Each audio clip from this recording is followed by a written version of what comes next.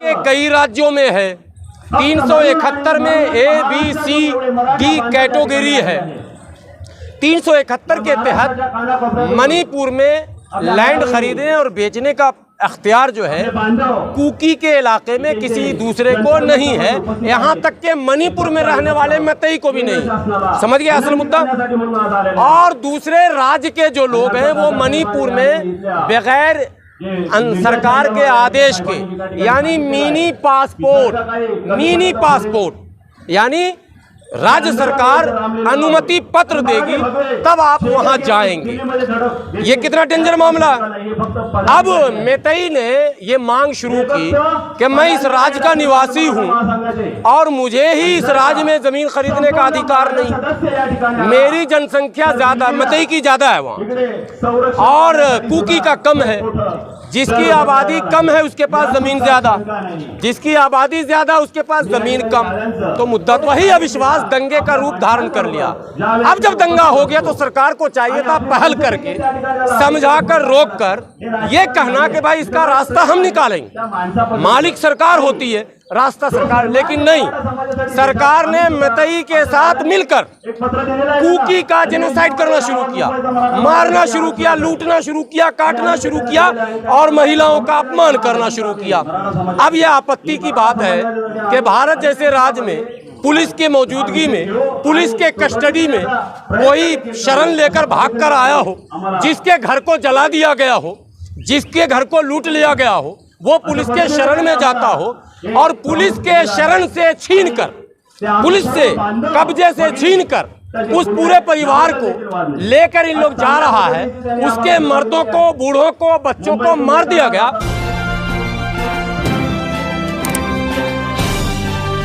आप देख रहे हैं पब्लिक आवाज टीवी।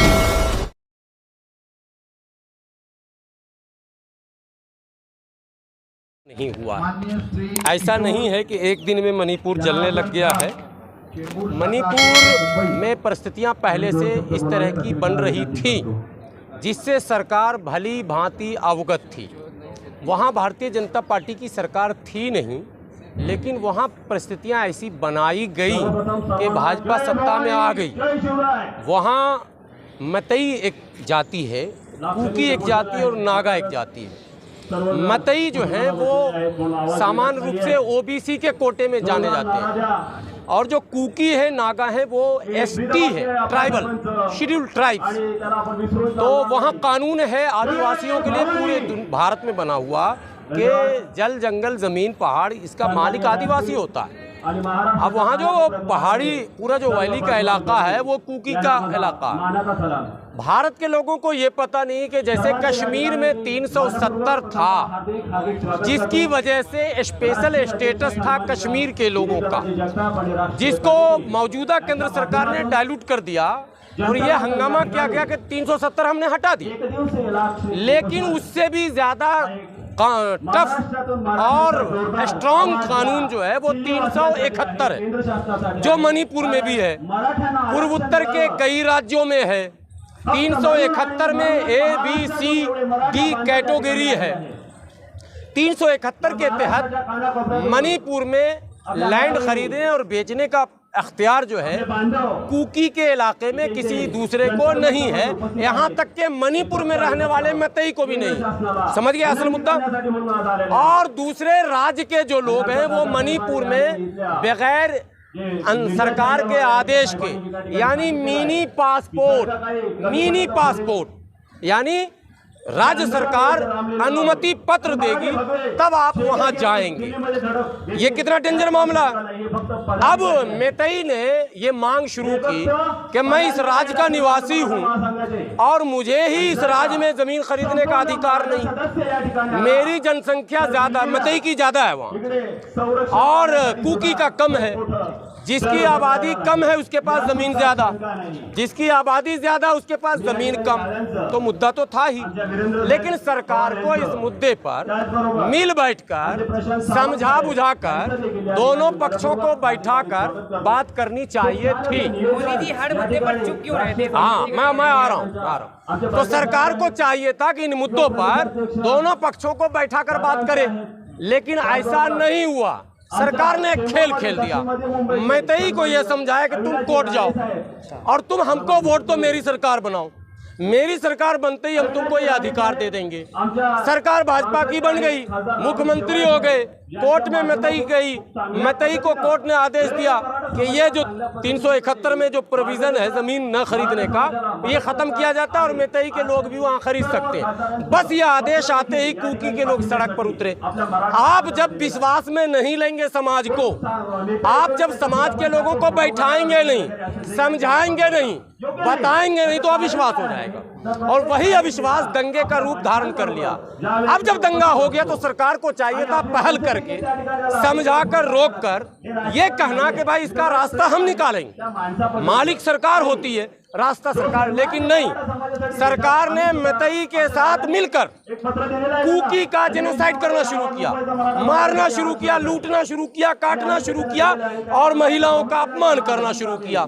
अब यह आपत्ति की बात है कि भारत जैसे राज्य में पुलिस के मौजूदगी में, पुलिस के कस्टडी में कोई शरण लेकर भाग कर आया हो, जिसके घर को जला दिया गया हो, जिसके घर को लूट लिया गया हो, वो पुलिस के शरण में जाता हो और पुलिस के शरण से छीनकर, पुलिस से कब्जे से छीनकर उस पूरे परिवार को लेकर इन लोग जा रहा है।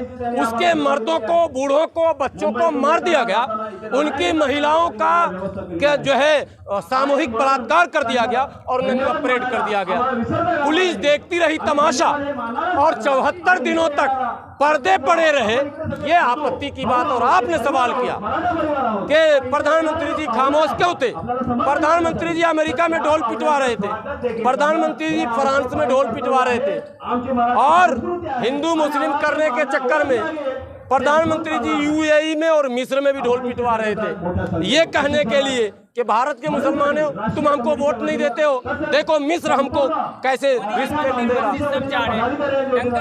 डंका बज रहा, वहां बज रहा था डंका और यहाँ जल गया लंका। आप खामोश रहे, तो ऐसे डंके की जरूरत नहीं है जहाँ लंका जल जाए। नहीं जाएगा, आरोपी आज जेल में है। कौन आरोपी जेल में? 1000 लोगों की भीड़ थी और पुलिस कस्टडी से छुड़ाया गया था। क्या वो पुलिस वाले जेल में है? नहीं है। वो हजारों की भीड़ को चिन्हित किया गया। राजनीति कर रहे हैं, मणिपुर पर चर्चा होने राजनीति में जो है वो तो राजनीति ही करेंगे। विपक्ष राजनीति नहीं करेगा तो क्या करेगा? राजनीति, लेकिन नहीं, विपक्ष राजनीति नहीं कर रहा, ये मैं कह रहा हूँ। राजनीति अगर किया होता तो इतने दिनों तक मणिपुर न जला होता। अकेले राहुल गांधी गए, बाकी लोग क्यों नहीं गए? आज जो आप इंडिया बना के घूम रहे हैं, आपके जो 26 पार्टियां हैं, ये 26 पार्टी के लोग क्यों नहीं गए भाई? इन्होंने क्यों नहीं मणिपुर का मुद्दा उठाया? आज महिलाओं के साथ अपमान जब बंगाल में होने लगा, आप काउंटर कर नहीं पा रहे, बिहार में और आप काउंटर नहीं कर पा रहे, छत्तीसगढ़ में और आप काउंटर नहीं कर पा रहे, राजस्थान में और आप काउंटर नहीं कर पा रहे। क्या मतलब है? मतलब ये है व्यवस्था का मामला है। अमित शाह का एक वीडियो वायरल हो रहा है जिसमें वो कह रहे हैं कि महिला गहना पहनकर 12 बजे रात में घूम सकती है, इतना सुरक्षित है। वो सारी सरकारें करें, योगी जी भी कह रहे हैं, गहलोत जी भी कह रहे हैं, ममता जी भी कह रही हैं, हर सरकार दावा कर रही है, लेकिन दावे की पोल तो खुल रही है ना। तो हम सारे सरकारों से यही तो कह रहे हैं, संवैधानिक व्यवस्था बनाएंगे या नहीं बनाएंगे, महिलाओं को सम्मान दिलवाएंगे या नहीं दिलवाएंगे। दिल्ली में निर्भया कांड हुआ था, सत्ता बदल गई थी, स्वर्गीय शीला दीक्षित को गद्दी छोड़ना पड़ा था। मैं तो केजरीवाल जी से भी पूछता हूँ, आप क्यों नहीं गए? अपने लिए तो धरना देते हैं। सुनिए मेरी बात सुनिए।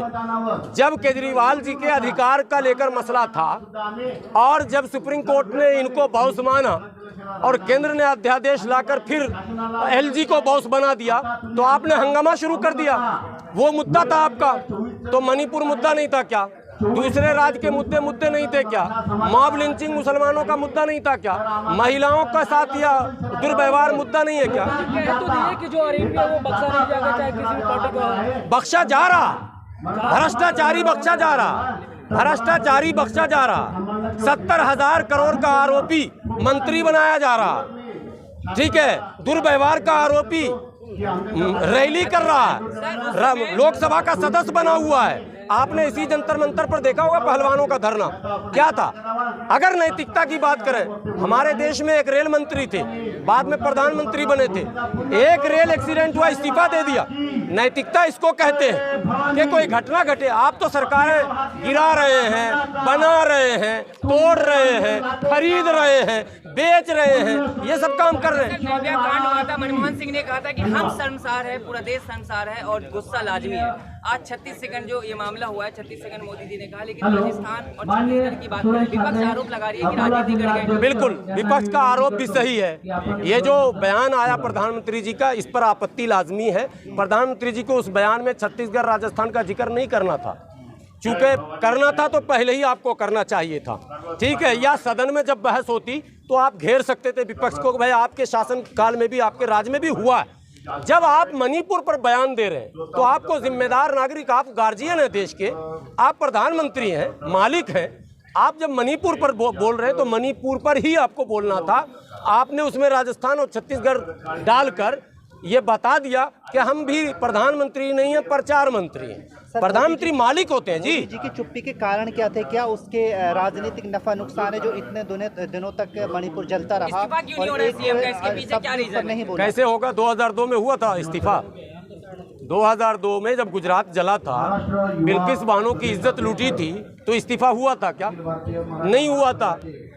इस्तीफा नहीं होता इसमें। इस्तीफा का एक प्रचलन होना चाहिए, वो नहीं होगा। जब वहाँ नहीं हुआ तो यहाँ भी नहीं हुआ। वो भी अड़े थे, ये भी अड़े हैं। गोदी मीडिया में अब्दुल ढूंढ लिया उन्होंने मणिपुर। अरे भाई, यही आप कर रहे, ANI ने चला दिया। यहाँ रूल रेगुलेशन जब तक नहीं बनेगा, सोशल मीडिया आज़ाद है, कुछ भी लिख दो, अपना गोदी मीडिया आज़ाद है, कुछ भी चला दो, सब लोग आज़ाद है। ऐसे नहीं होना चाहिए। इसका भी रूल रेगुलेशन हो, कौन सा न्यूज़ है, कितना ऑथेंटिक है, प्रमाणित है, सही है, नहीं है, गलत चलाने पर क्या सजा हो, ये सब तय होना चाहिए ना। मोदी जी ने इंडिया पर प्रहार किया है, कहा है कि मुजाहिद इंडिया, ईस्ट इंडिया। मुझे देखिए, मैं तो न इंडिया के पक्ष में हूँ न एनडीए के पक्ष में हूँ, तो भारत के पक्ष में हूँ। मैं तो कह रहा हूँ कि न एनडीए कंप्लीट है न इंडिया कंप्लीट है, भारत कंप्लीट है। उस भारत में, जिस भारत में सभी वर्गों का समायोजन हो।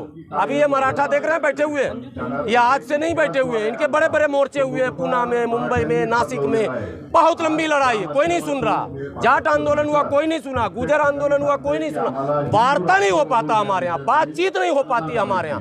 बात का रास्ता होना चाहिए। वो भारत जिसमें सबकी बात सुनी जाए, वो भारत जिसमें SC, ST, OBC, माइनॉरिटी, पिछड़ा जो भी है, सबकी आवाज सुनी जाए, सबकी फरियाद